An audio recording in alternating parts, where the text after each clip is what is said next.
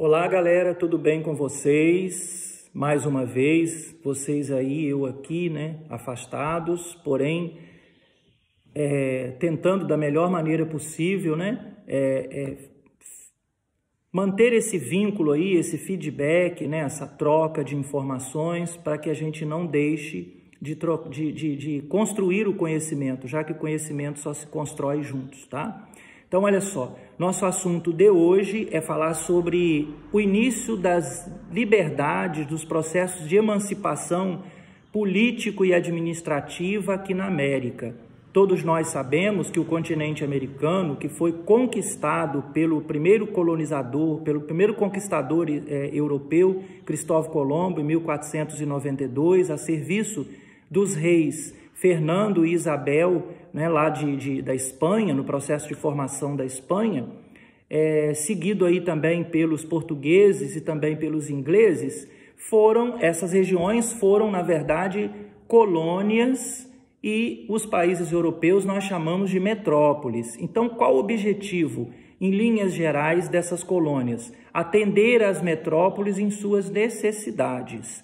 Nós vimos, inclusive, também, nós já vimos lá atrás, os dois tipos de colonização que nós vamos ter aqui na América, que é a colônia de povoamento, que se dá na América do Norte, em especial no Canadá e nos Estados Unidos, e a América de exploração, que se dá do México, parte da América do Norte, que é o México, né? A América Central, Caribe e a América do Sul. Qual a diferença básica entre esses dois tipos de colonização? A colônia de exploração, ela é baseada exclusivamente, vou ser até redundante, no exclusivismo colonial. Significa que essas regiões elas existem para atender a necessidade de suas metrópoles. No caso Brasil, atender aos interesses de Portugal. No caso das outras regiões que foram colonizadas pela Espanha, atender às necessidades da Espanha, que era a metrópole. E no caso do que hoje são os Estados Unidos, as 13 colônias. De fato, né, as 13 colônias foram colônias de povoamento, porque os ingleses não encontraram naquela região nada que valesse a pena dar início de cara à colonização e, né, de exploração. Então, o que eles vão fazer? Aos poucos, muitas pessoas vão vindo para viver aqui na América do Norte, dando origem às 13 colônias, e vai haver ali uma certa autonomia política e econômica em relação à metrópole inglesa. Havia na Inglaterra uma disputa religiosa, né, política e religiosa, e os puritanos foram convidados, então, como minoria, né, claro, a viver aqui na América do Norte. E aí eles desenvolvem aquela região sem tantos embaraços, sem tanto controle metropolitano como foram, por exemplo, as regiões controladas pela Espanha e o Brasil controlado por Portugal. Então chegou a hora, gente, de nós falarmos sobre esses processos de independência. Nós falaremos de cada um deles separadamente, em seu tempo. Hoje a gente vai falar das causas gerais ligadas à exploração metropolitana. A gente pode começar aqui, né, primeiro, né, claro, a gente vai falar sobre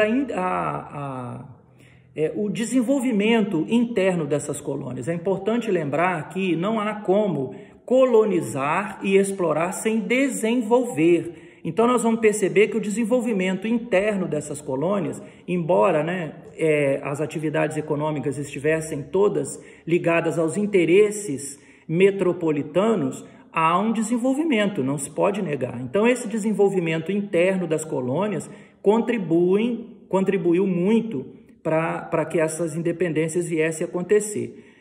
Isso são causas gerais, né, que a gente está falando. A Revolução Industrial, por exemplo, inglesa, nós sabemos também que a Revolução Industrial, ela tinha interesse, a Inglaterra, a partir da Revolução Industrial, ela vai ter interesse na independência dessas colônias, porque é um novo mercado consumidor de seus produtos industrializados, né? Em relação, por exemplo, à independência das 13 colônias, os atuais Estados Unidos da América, a gente pode acrescentar a Guerra dos 7 Anos entre a França e a Inglaterra. Embora a Inglaterra tivesse vencido esta guerra, a França perdeu, né? a gente vai perceber aí que a Inglaterra perdeu também muito dinheiro, gastou muito com essa campanha, então ela queria o retorno, e o retorno se deu então a partir do aumento de impostos que os colonos da América, das 13 colônias, deveriam pagar. E eles então se revoltam, não aceitam pagar novos impostos, e aí está declarada a guerra à Inglaterra pelo processo da independência. Nós vamos perceber também que a Revolução Francesa, nós podemos aí, no caso da América, né, com exceção aí das 13 colônias, a Revolução Francesa foi um elemento relevante, foi um acontecimento muito importante que a gente deveria entender no seu ideal de liberdade, igualdade e fraternidade, que acaba ajudando também nesse processo da independência da América do Sul, da América Central e da América do Sul. Nós temos aí o Brasil também.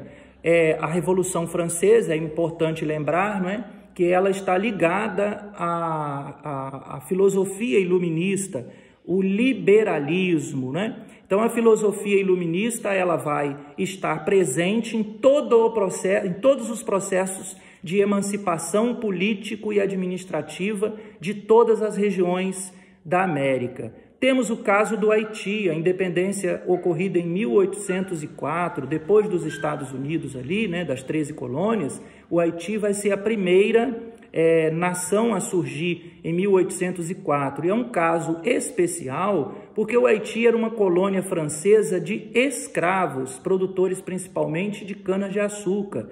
E aí essa revolta de escravos contra a sua situação de escravidão acabou gerando aí duas situações: a abolição, o fim da escravidão e, ao mesmo tempo, a independência deste país, que é o Haiti. E, sucessivamente, nós vamos percebendo aí as regiões que eram controladas pela Espanha vão lutando pelo seu processo de independência, ok? Nós vamos ver cada um desses assuntos separadamente, mas por hora a gente vai ficar com essas causas gerais do processo de emancipação política dessas colônias.